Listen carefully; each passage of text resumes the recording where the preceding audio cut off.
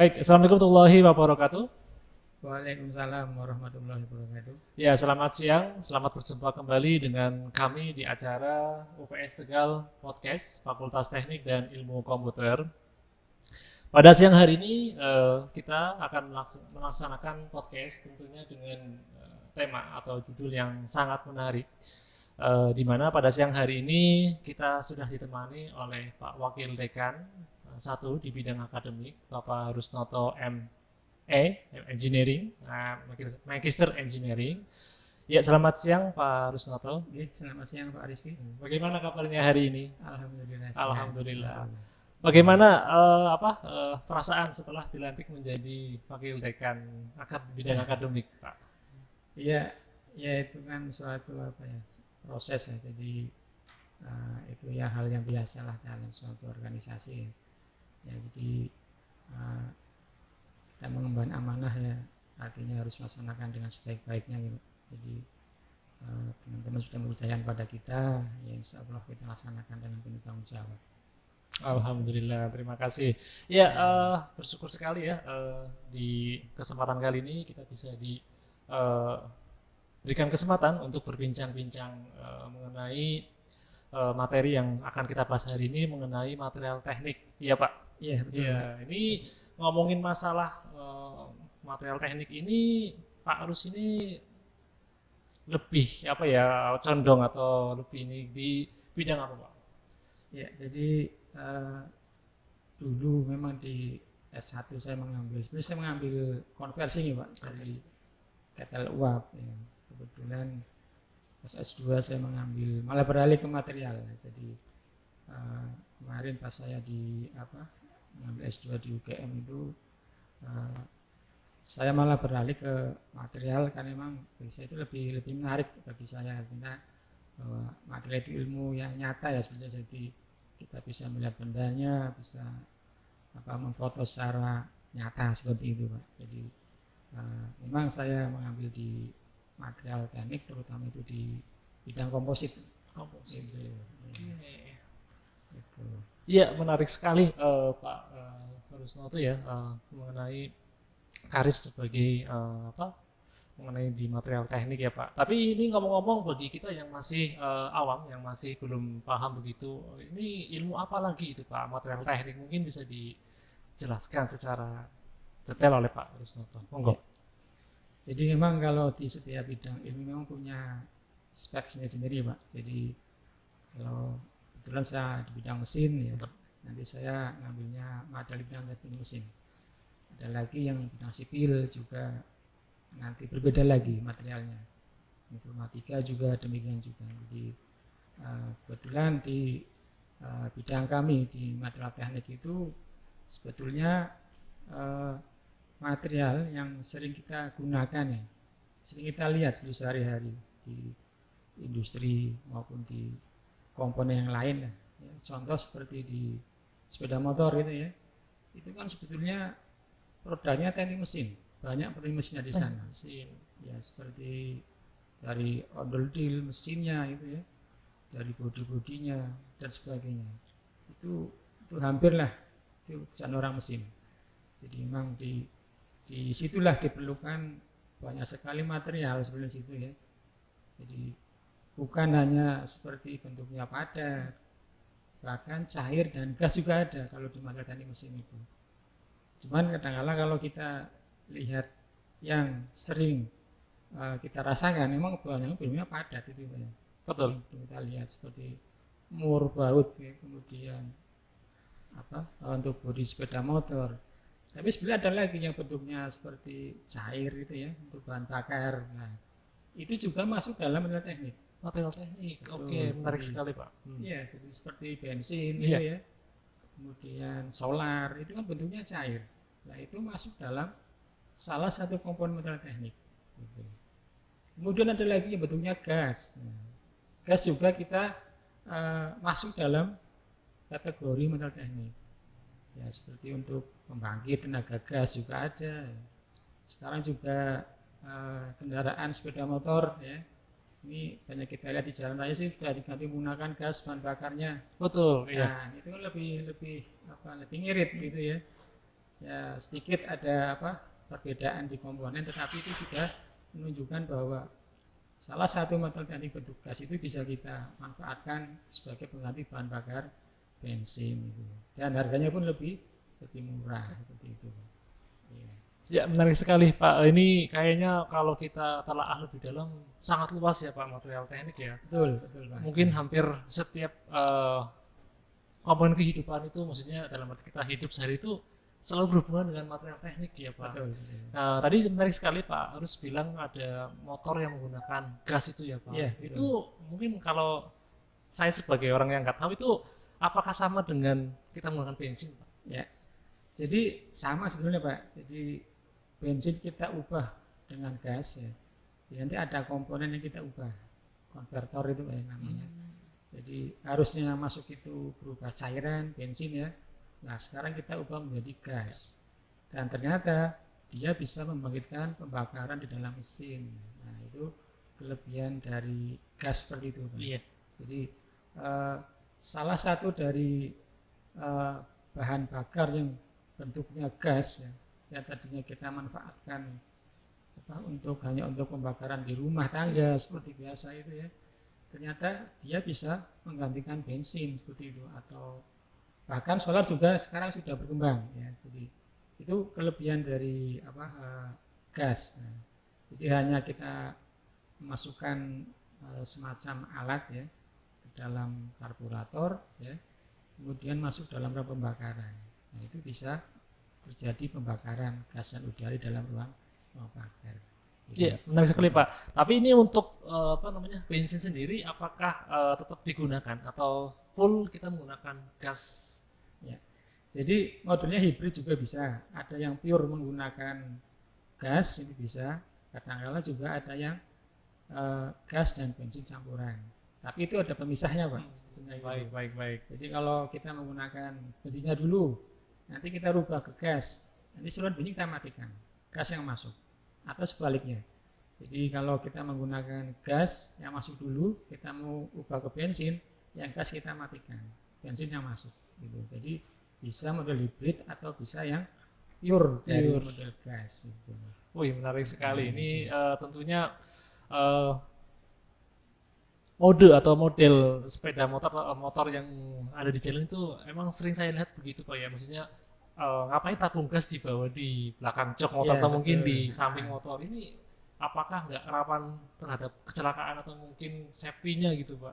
Ya, jadi memang ya kalau kita memang itu kekurangan ya. Jadi kita harus sepeda motor harus menggendong tabung gas LPG-nya 3 kilo, itu memang kelihatan memang berbahaya. Betul. Jadi mungkin kedepannya bisa kita ubah ya, nanti yang tempatnya saja sebetulnya. Iya. Tempat itu ada gasnya, bisa kita ubah menjadi seperti tangki bensin itu ya. Betul. Nah kita masukkan gasnya aja dalam sebuah tangki. Tapi memang itu karena memiliki tekanan tinggi, memang juga perlu safety yang bagus. Bagus lagi tentunya. Apalagi kalau ada percikan api itu juga berbahaya. Ya, sama juga dengan bensin Pak. Kalau bensin itu kan juga kalau kena api juga berbahaya juga. Betul. Nah, makanya itu kedepannya mungkin bisa kita rancang lah ya, tempat gasnya yang tadinya seperti kelihatan berbahaya ya. Betul. Kok seperti ini, seperti apa ya, berbahaya. Kalau tangkinya jatuh, LPG-nya jatuh, tabung, seperti itu gimana? Betul. Nah itu nanti kedepannya mungkin bisa kita lanjut ya. Betul. Apalagi nanti bidang kami di teknik mesin ya. Nah, minimal nanti bahan-bahan penelitian lah bisa muncul seperti itu. Betul ya, menarik sekali Pak. Ini kalau kita ini lagi panjang ya, cuman kita balik lagi ke materi awal mengenai material teknik ya Pak. Tadi di awal Bapak menyebutkan ada istilah komposit Pak. Nah ini kita sering dengar itu kata-kata kompos ya Pak. Tapi ini Bapak menyebutkan komposit, itu apa sih Pak? Ya. Jadi memang di dalam bidang teknik mesin, terutama di material itu memang kan ada namanya istilahnya komposit itu ya Pak ya. Jadi bukannya di teknik mesin ya, di sipil juga ada komposit. Jadi kalau kita pernah melihat kantong semen itu Pak ya, iya, itu ada tulisan komposit. Nah itu kan betul. masih ada itu. Betul. Jadi sebetulnya komposit itu memang ya teknik ya, cara membuat suatu material yang baru Pak ya. Jadi kalau kita menggabungkan satu unsur nih, unsur material A dengan unsur material B, nanti membentuk unsur yang baru. Nah, itu namanya komposit. Jadi yang terjadi setelah dicampur itu menjadi material yang baru. Artinya itu sifatnya berbeda dengan unsur penyusunnya. Gitu. Jadi kalau kita campur itu umpama unsur A plus unsur B, kemudian kita campur ya menjadi unsur C. Nah itu berarti kan unsur A dan B-nya hilang. Jadi menjadi unsur yang baru lagi. Ya, seperti kalau kita mengaduk gula dengan air itu kan bisa larut semuanya gitu ya. Jadi bisa manis dan gulanya bisa hilang gitu kan, rasanya berbeda. Jadi sebenarnya tujuannya hanya ini aja Pak, untuk mencari komposisi ya, komposisi dari sifat material ya. Jadi kalau salah satu meningkatkan sifat kekuatan mekanik dari material itu memang ada dengan cara tadi komposit gabungan ya, atau dengan cara menempa itu Pak ya, atau dengan cara pengecoran dan sebagainya. Tapi di dalam industri yang sederhana memang untuk mengubah sifat mekanik atau kekuatan bahan itu dengan cara tanpa itu ini yang paling murah ya. Seperti apa itu kita bicara tukang empu itu Pak ya. Nah, empu itu kan tentunya mudah, yang tadinya bahan sifatnya lembek, kemudian kita panasi dalam bara api itu ya. Betul. Kemudian kita bentuk menjadi suatu bentuk pisau dan sebagainya. Nah, itu bisa mengubah sifat mekanik, dipanasi sampai membara, ya, panas itu cuman nanti harus kita ukur juga sebenarnya kalau suhunya. Jadi enggak istilahnya sembarangan harus sekian.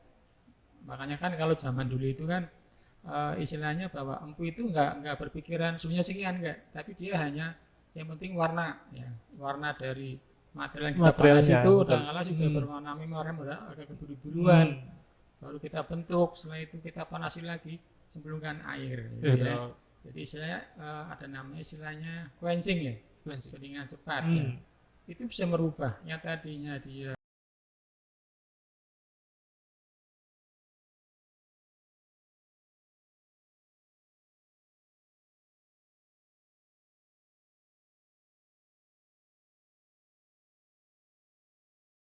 untuk membentuk suatu material.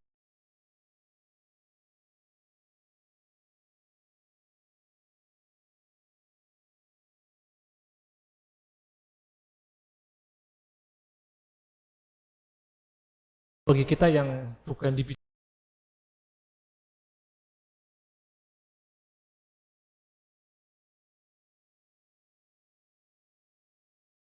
Nah ini ngomongin masalah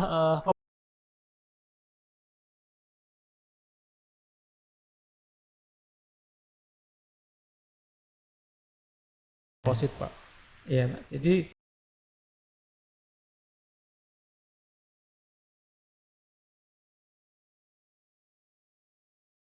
suatu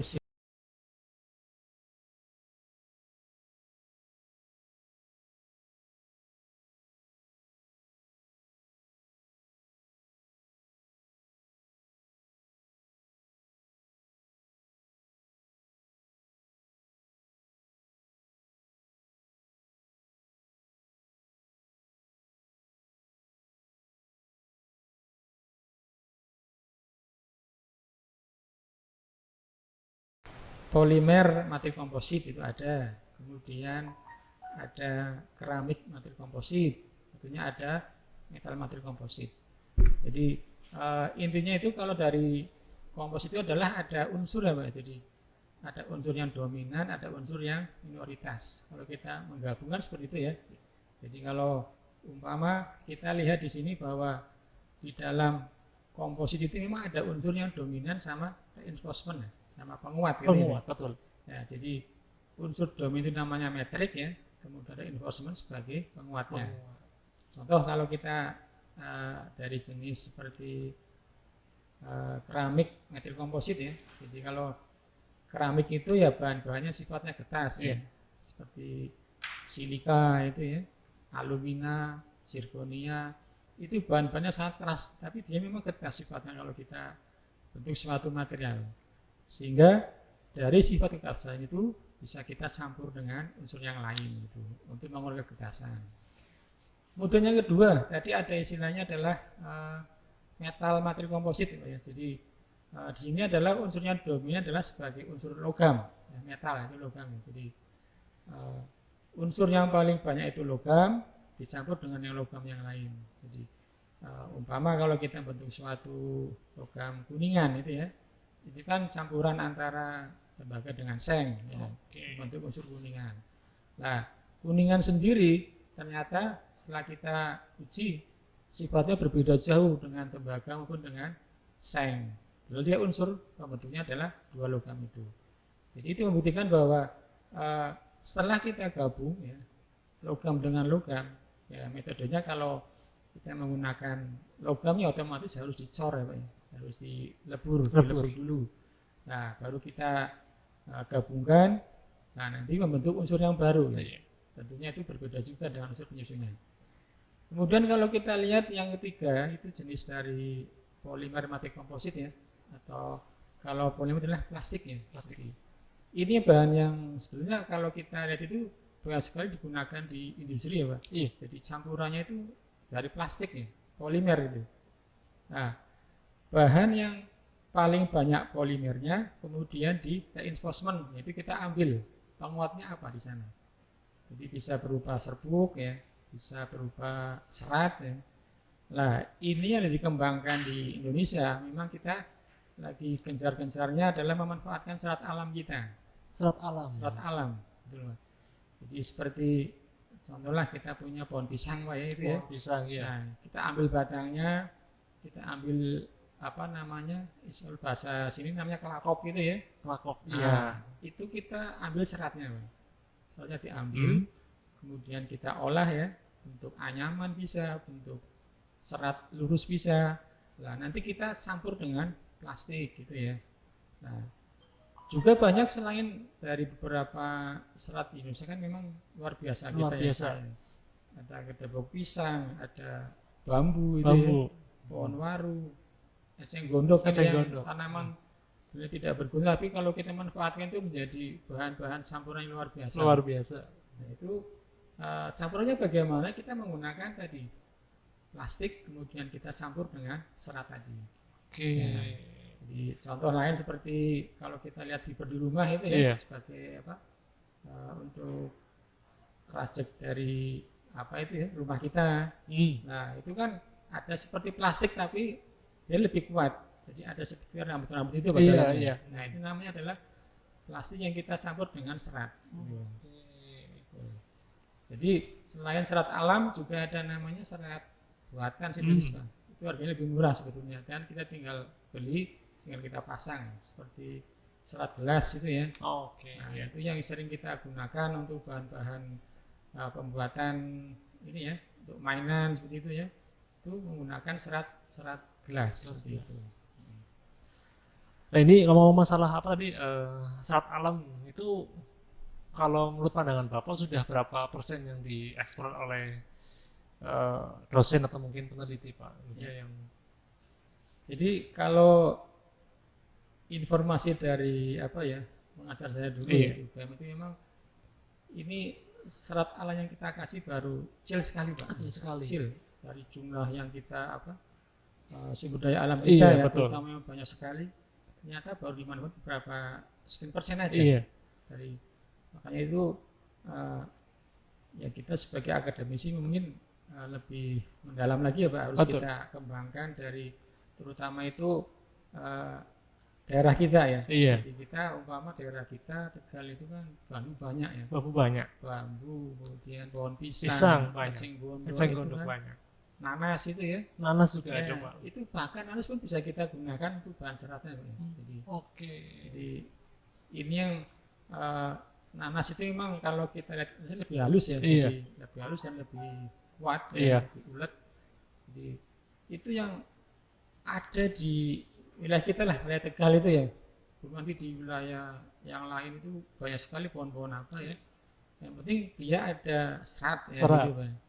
Atau mungkin bahkan kita bisa manfaatkan namanya serbuk ya. Jadi serbuk itu banyak sekali. Jadi bekas gergajian apa ini pohon kelapa Pohon ini ya. kelapa, betul. Nah, itu kan kalau kita main atau kita lihat di bom industri ya, pengerjaan penebangan pohon kelapa itu kan kalau kita potong keluar serbuknya. Betul, betul. Nah, kita manfaatkan Mas serbuk Iya. itu.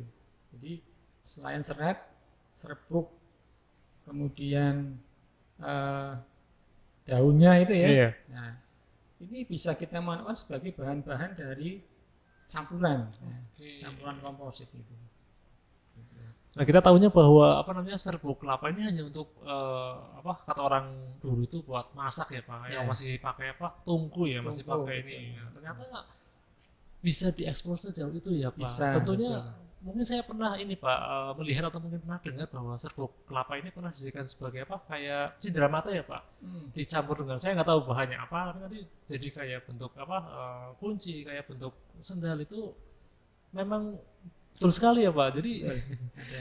apa artinya banyak yang apa bisa kita gunakan ya Pak. Betul. Termasuk ini mungkin buat mahasiswa kita ya Pak di teknik mesin bisa memanfaatkan apa namanya bahan-bahan komposit dari alam ya Pak. Iya. Ya mungkin Hmm, kalau kendala dari mahasiswa biasanya apa Pak masalah yang dari sumber daya alam ini Pak? iya. Jadi kalau kita memanfaatkan dari lingkungan sekitar Pak ya, jadi maksudnya dengan cenderungan gini, Pak ini susah mencari bahannya gitu kan. Nah, sebenarnya kalau bahan ada itu seperti kalau kita ya kita suruh mencari serbuk seperti pohon sengon itu Pak ya, Iya, itu kan juga sebenarnya banyak Pak, banyak. kalau kita cari ya. Iya, Kemudian tadi serat dari pohon kelapa itu kelapa. ya, ini bisa kita manfaatkan. Ada lagi yang kita ambil dari serat pohon tebu. Oh, tebu. Ini kalau kita main ke pabrik gula, Iya, wah itu saya pernah lihat itu di pabrik gula itu serbuk namanya tebu hampir sama gudang Pak, itu tinggi sekali Pak. tinggi Itu sekali luar Pak. biasa memang itu. Nah kalau kita manfaatkan seperti itu, ya kita apa istilahnya dari akademisi, Iya, jadi memanfaatkan serbuk yang ada, kemudian kita olah ya, betul. olah kita istilahnya itu campur ya, Iya, nanti bisa menghasilkan produk yang baru. betul. Nah ini produk ini ya istilahnya bukan hanya untuk produk mainan itu, Iya. itu kan memang harganya nggak seberapa, tapi kita arahnya ke industri ya. Jadi seperti untuk dalam pembuatan seperti sepeda motor itu ya, untuk bumper itu ya, Oke, iya. untuk mobil Iya. itu kan, itu dari plastik semua sebetulnya. Makanya kan sekarang kalau industri itu larinya apa yang ke plastik itu ya. Iya, Jadi logam sudah banyak kita tinggalkan karena memang plastik selain apa istilahnya udah didapat, harganya murah ya, betul. ringan juga ya. Kemudian istilahnya itu untuk perbaikannya lebih mudah Lebih mudah. dibandingkan dengan logam. Logam, betul. Gitu. Jadi memang serbuk yang ada sebenarnya nggak susah ya Pak ya. Jadi kita lingkungan sekitar itu bisa lihat dari apa ya yang kita kendaki aja lah. Iya. Katakan kita mencari serbuk dari pohon sengon ya ada, dari pohon jati juga ada ya, kemudian serbuk bambu juga ada.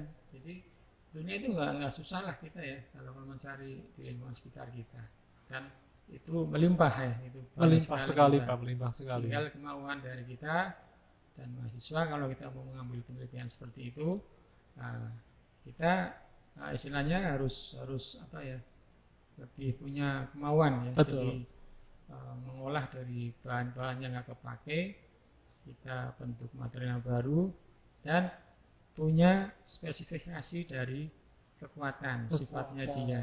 Nah, itu. Ini adalah harus melalui pengujian. Betul, ya. tentunya pengujian. Harus ya namanya pembuktian apa istilahnya kekuatan harus kita uji. Betul, Pak. betul. Jadi bukan hanya ini kuatnya berapa? Nggak tahu, tapi harus kita uji. Betul. Benar, uji. Gitu.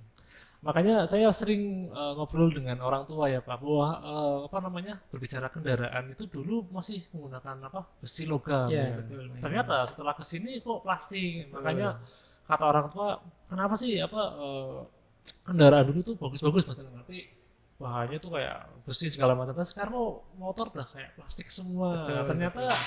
di samping apa namanya peralihan teknologi ya Pak, perkembangan teknologi juga emang memanfaatkan sumber daya ya Pak ya. Betul, Jadi betul, emang ada.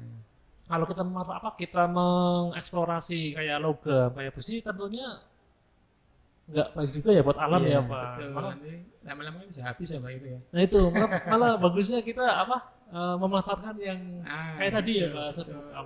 kita olah dengan segala macamnya, kita lempar ke industri, ternyata bisa dimanfaatkan untuk Nah, oke. Jadi memang terus sekali ini material komposit ini sudah sangat berkembang ya Pak. Ini tapi kalau berbicara mengenai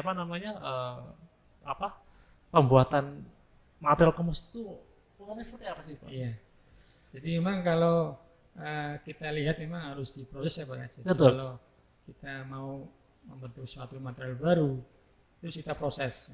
Apakah melalui dileburkan, ya, dicairkan, atau bahkan nggak usah ya Pak. Jadi bentuknya masih utuh, Masih utuh. serbuk, bentuknya plastik yang sudah mencair juga bisa ya. Nah, salah satu contoh dari prosesnya dari seperti metal material komposit itu tadi ya, yang saya bahas depan, itu banyakkan tadi ke pengecoran. Pengecoran. Nah, ini kalau yang menggunakan metal ya, Iya. logam sebagai bahan utamanya. Iya. Jadi kalau kita tanpa bisa nggak? Tanpa bisa, cuma nanti hasilnya tidak maksimal gitu ya. Jadi kemudian kalau kita menggunakan sebagai plastik sebagai bahan utamanya, nah kita harus menggunakan proses juga. Jadi kalau sifatnya home industry itu ya cukup menggunakan tangan ya Pak, biasanya itu hand light up gitu ya. Iya. Jadi kita menggunakan prosesnya sederhana aja.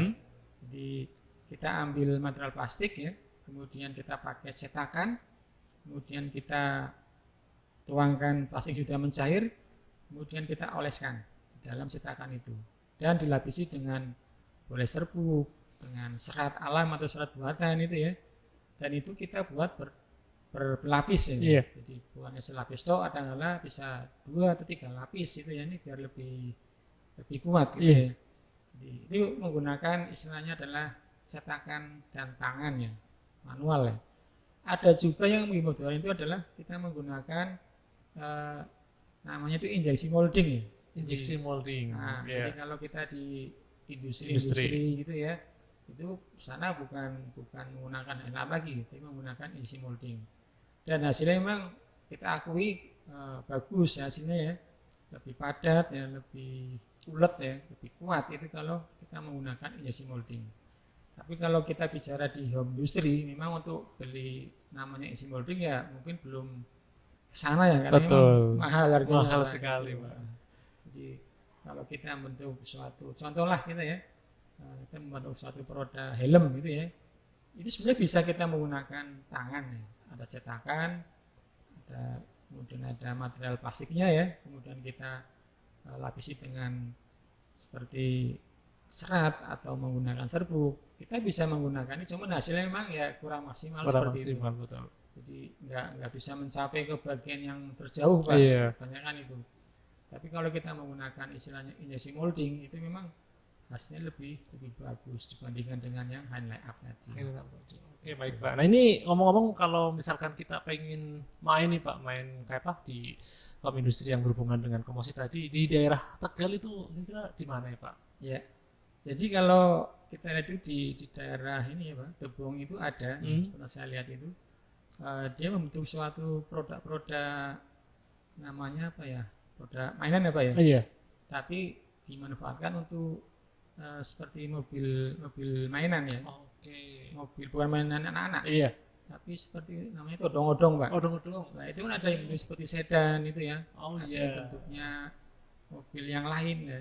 Itu menggunakannya hand up di sana. Iya, menggunakan tangan. Tapi memang hasilnya cukup bagus ya di sana ya.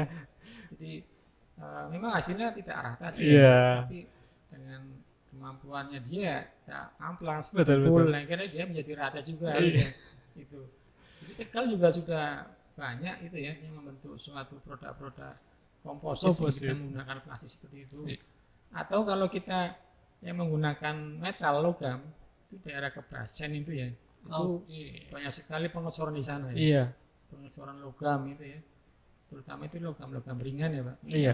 Yang memerlukan suhu tinggi ya, itu di daerah Kebasen itu ya. Itu memang home industry tapi luar biasa. Makanya dulu itu memang Tegal terkenal dengan Jepangnya Indonesia. Nah Pak. itu poinnya itu. Cuman tadi kelemahannya memang kita belum bisa mengeksplor kekuatan bahannya Nah berapa itu. itu kan. Jadi memang itu butuh biaya lagi untuk namanya pengujian bahan. Betul, Ya. itu harus di ini ya Pak, maaf apa harus di apa namanya dampingi sama akademisi ya Betul, Pak. betul Pak. Betul. Jadi tepat sekali kalau misalkan kayak UPS Tegal menyediakan penelitian pengabdian gitu ya Pak. Jadi Betul. bisa mendampingi tadi kondisi tadi untuk kayak menguji apa namanya kekuatannya, ketahanan segala macam. Mereka mungkin nggak punya alat yang memadai ya Ya, Pak. Nah kita betul. bantu dengan apa namanya alat yang kita punya di Ya. kampus gitu ya Pak. Oke menarik sekali Pak. Nah ini untuk yang terakhir nih Pak, ini mengenai perkembangan penelitian komposit Pak di apa namanya era sekarang itu seperti apa sih Pak? Ya. Jadi kalau kita saya sebagai orang teknik Pak ya, Iya. Universitas Tegal, ini prodi teknik mesin ya. Ya, sejauh ini bahwa untuk perkembangan penelitian komposit memang sudah lumayan Mbak. Jadi perkembangannya sudah dikaji beberapa dari aspek ya, dari komposisi bahannya, dari persentase campurannya, ya. Kemudian dari bahan-bahan yang kita ambil, kita bandingkan umpama serat bambu dengan serat tepung pisang itu seperti apa, kita bandingkan antara serbuk dengan serat bagaimana, ya. Terus komposisinya berapa persen besar persen itu kan kita sedang mendalami ke arah sana. Ya. Jadi kalau kita lihat itu memang ini topik yang cukup menarik ya. Betul sekali bagi Pak. mahasiswa Pak. Betul. Jadi kebanyakan itu yang mengambilnya itu adalah bahan-bahan dari plastik ya. Plastik. Itu kan memang bahannya lebih murah ya Pak dibandingkan dengan logam Iya. itu. Prosesnya juga lebih mudah. Lebih gitu mudah. Ya. Nah, contohlah ini hasil penelitian mahasiswa itu ya, teknik mesin itu memang kemarin ada yang cukup fenomenal ya. Iya. Jadi rompi anti peluru gitu ya. Rompi anti peluru Dari yang pernah plastik masuk gitu ya. pernah masuk ke ini Pak ya koran itu ya Pernah. masalah, iya. Jadi kalau saya dulu juga pernah disiarkan di apa ya, stasiun televisi Pak. Oke. Pernah itu. Nah itu salah satu apa ya hasil dari memanfaatkan barang yang murah Pak, ternyata Iya. mempunyai kualitas yang luar biasa. Luar biasa. Mampu menahan peluru tajam Pak ya. Jadi pengujiannya ya langsung peluru tajam, bukan Langsung peluru peluru mainan tajam. lagi gitu ya, langsung peluru polisian Pak itu ya. Iya. Di pengujian di Brimob Jateng itu ya. Jadi ternyata dia bisa menahan peluru yang begitu tajam ya dan tidak pecah itu bahannya, tidak tembus Pak itu ya.